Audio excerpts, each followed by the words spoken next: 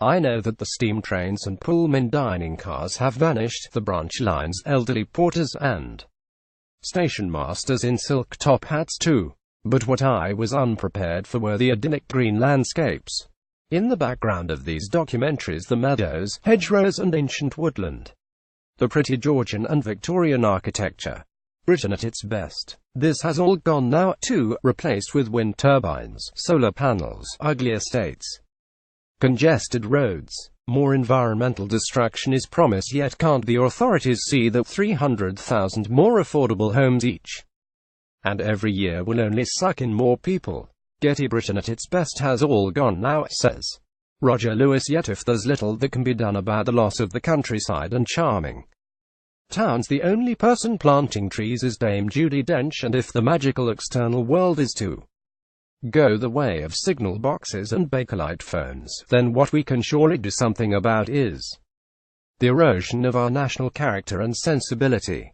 My big wish for 2018, therefore, is that common sense can come back, because it seems to be in abeyance. The sex harassment scandal, for example, has got out of all proportion. If at one end of the scale there's King Kong lookalike Harvey Weinstein, at the other is every single ordinary male person who has ever looked at a pretty girl and thought, for being a man, it seems, means you have the potential to grab and grope, and what the feminists call the violently oppressive patriarchy is now your fault as well. ALAMYWHATA. Carry on. Sid James is constant leering. Would be banned these days, says Roger. Sunday, August 30, 2015. Windsor. Have you got a large one? Sid James. I've had no complaints. Carry on. Abroad. 1972. No wonder everyone wants to change sex.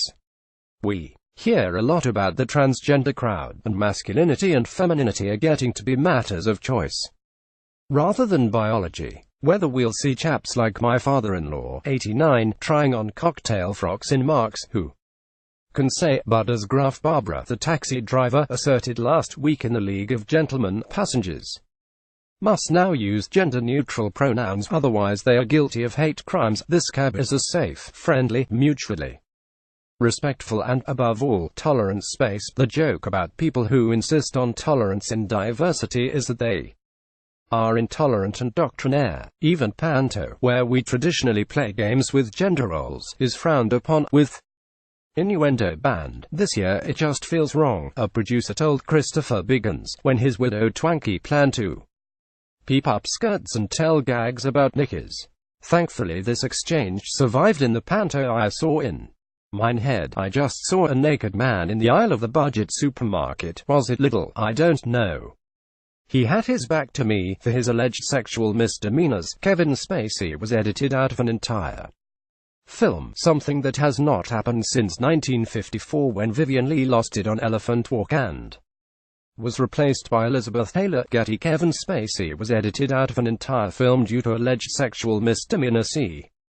I hope this doesn't catch on, otherwise nothing will be safe.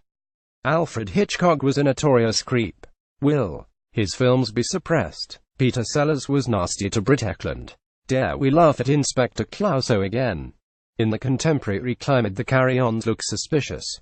Terry Scott chasing after the student nurses, Sid James's permanent leering, and Kenneth Connor's strangulated cry of court, such is the ideological posturing that comes in when common sense is in short supply, that universities are no longer places where free speech can reliably be found.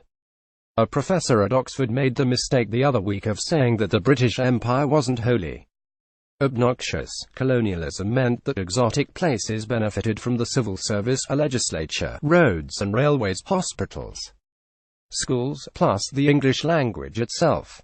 The British kept the peace, stamped out the slave trade, put a stop to foot binding, female genital mutilation and the custom of sati, the chucking of the widow on her husband's funeral pyre. Was this imperial meddling so terrible? Simply to ask that question is enough to risk your job and livelihood if you are an academic historian. Yet it was none other than novelist Chinua Achebe who said of the British in Nigeria, one was not consumed by fear of abduction or armed robbery. One had a great deal of confidence and faith in British institutions. Christopher Biggins said panto doesn't have to be politically correct. Incidentally, a senior colonial officer in Nigeria was Alexander Edward Cook, the father of comedian Peter Cook. Puritanism has been unleashed in the sphere of physical attraction. Moral strictures have been enforced when it comes to who or what we can see for entertainment purposes. Even little Alec Jones is in trouble, as is the actor who played Peter Sellers in the film version of my biography of him. Jeffrey Rush and universities are preferring to crush and silence intellectual inquiry rather than openly debate and confront contentious ideas. Without common sense, we are facing the world of Orwell's 1984, Stalin's Great Terror, and Mao's Cultural Revolution, where the wise were beaten up and killed by the ignorant young. My new year hope, therefore, is that we can again start tolerating human whims, fallibility, irresponsibility, miscalculation, stupidity and bad luck. That's to say, those aspects of daily existence that so offend the grim upholders of a strict orthodoxy who, by insisting on conformity and illusions of purity, are worryingly totalitarian.